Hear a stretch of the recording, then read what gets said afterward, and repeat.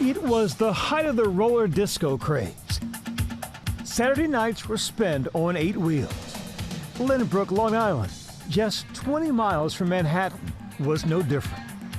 On a crisp fall night in 1984, young people crowded to hot skates without a care in the world. But within days, they would be living in terror. One of their own vanished. Now, you definitely think twice not to walk alone. Theresa Fusco was only 16 years old when she was killed in Lynbrook. Her nude body had been found along the Long Island Railroad tracks near her home. A sense of fear has permeated through this community. It was a murder that has haunted the town for 40 years. 16-year-old Theresa Fusco, found strangled to death, beaten and naked, buried under leaves and shipping pallets. It was almost unbelievable. There was a loss of innocence. And it's just like, it scares me. We walk with our keys in between our finger. 3 men rounded up and convicted for the murder. But the convictions were overturned in the summer of 2003. Decades later, authorities zero in on someone who had never been on their radar. I can only say it's heartbreaking to go through this over and over again. Why'd you kill her? Let me tell you something, Mr. Bilodeau. I got you now.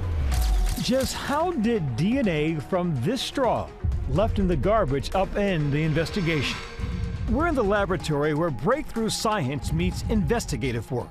There's an unbelievable number of crimes that have been unsolved. But there are even more twists to the mysteries buried deep in memories here. We certainly felt at that time there was a connection with Theresa's murder and Kelly missing. And then right after that, my sister disappeared. Are the disappearances of 2 other young girls in Lynbrook linked to Theresa's murder? Do you believe these 3 cases are connected? I don't believe in coincidences. The year was 1984. Think leg warmers and lots of neon. From big hair to bold styles, shopping malls reigned supreme. And in Lynbrook, ask any teen where the heart of the town was. They'd point to this popular roller rink, hot skates. What are you doing tonight? I knew it was a younger crowd than me. Mostly girls, I think. 16-year-old Theresa Fusco had dreams of becoming a ballerina. But like any other young person, she started small, working at the humble snack bar at Hot Skates. It was easy, local, familiar. All that changed on November 10th, 1984. The last we know is that she left Hot Skates. She was a little upset because apparently she had just gotten fired. She was a little emotional and she was walking home. And then she went missing. For nearly a month, neighbors formed search parties, scouring the streets and this cemetery right across from Hot Skates. But nothing could prepare the community for what happened next. On December 5th at about 4 p.m., 2 teenage boys see a pile of debris, and underneath, a human foot sticking out. Theresa's body was found along the Long Island Railroad train tracks, just blocks from Hot Skates and her home. She was naked. There appeared to be strangulation marks on her neck, and then when they were able to do the autopsy, we found out that she had been sexually assaulted. The murder shook this tight-knit town. There was a loss of innocence to the teenagers that this doesn't happen in our town.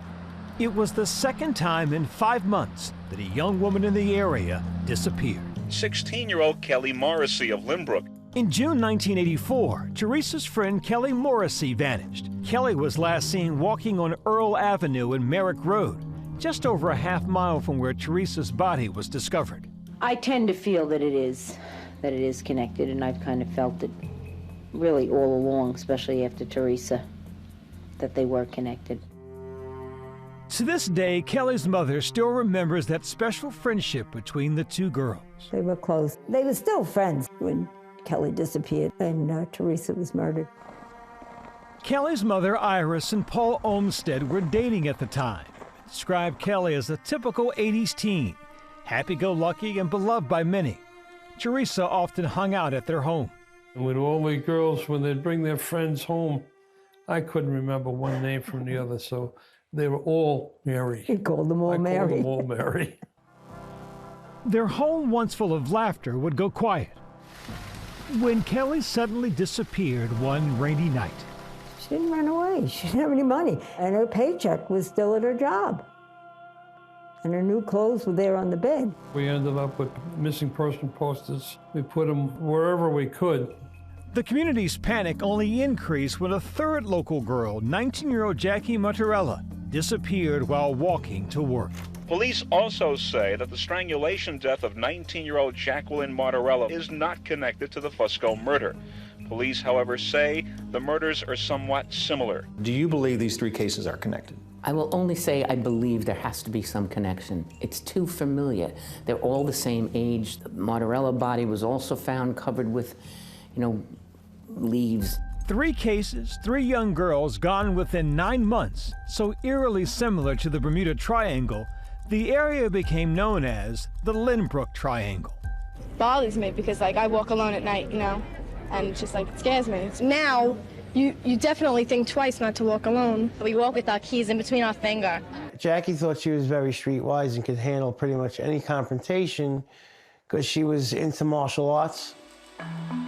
Marty Mattarella is Jackie's older brother. Jackie was only 4'10", and she would show me that she could kick above my head. So I'm like, well, that doesn't mean you're gonna fight off the world, But she's like, oh, you're worrying too much about me. He was 21 years old when his sister vanished. While walking to start her night shift at a nearby Burger King, she was working part-time to save money to get a car. Jackie was sort of shy with some people and very outgoing with others. But around her friends, I'd hear them in the house blasting music, dancing around and stuff. The close timing surrounding his sister's disappearance and Theresa's, sparking alarm amongst his family. The day Jackie went missing, I recall my dad calling me and said that Jackie never showed up to work. So that was right away, that's not her. Nearly a month later, headlines in local newspapers broke the grim news. Jackie's body found in a marshy area of a private golf club was so badly decomposed, investigators could not collect viable DNA samples. Undeterred, Marty went searching for answers. Since the beginning, since the day Jackie disappeared, I wanted justice.